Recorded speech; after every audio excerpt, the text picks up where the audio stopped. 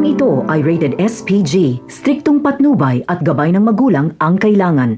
Habang pinahihirapan ng mga kaibigan ni Tanggol at papatay na sana ni Ramon ay biglang ang nagkaputukan sa labas.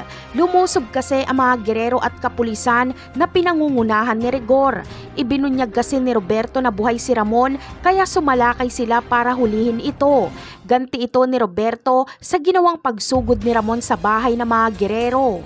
Dahil dito ay hindi matutuloy ang pagpatay sa mga kaibigan ni Tanggol. Makikipagbakbakan din sila Tanggol laban sa mga gerero. Wala silang magagawa kundi makipagkampihan kay Ramon.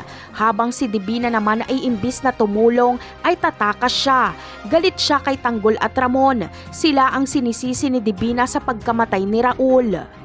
Samantala, sa bakbakan na ito ay malalaman ni Rigor na si Miguelito ang pumatay kay David.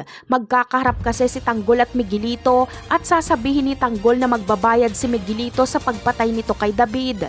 Sasagot naman si Miguelito na dapat lang sa kanya yon dahil malaki umano ang atraso sa kanya ni David. Ang usapang ito ay maririnig ni Rigor.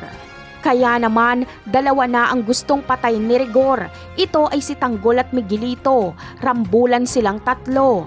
Habang si Ramon at Roberto naman ay ang magkakaharap, si Rigor ang makakapatay kay Miguelito. Makukuha niya ang hustisya para kay David, habang sila Tanggol ay tatakas kasama ang kanyang mga kaibigan.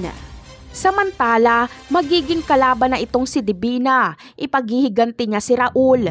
Hihingi siya ng tulong sa dati niyang asawa na lider ng malaking sindikato. Ang taong ito ay kinakatakutan ng ibang mga sindikato. Gagampanan ito ni Roy Binson. Siya ang magiging kasangga ni Divina laban sa mga Montenegro. Balik sa masasamang gawain si Divina.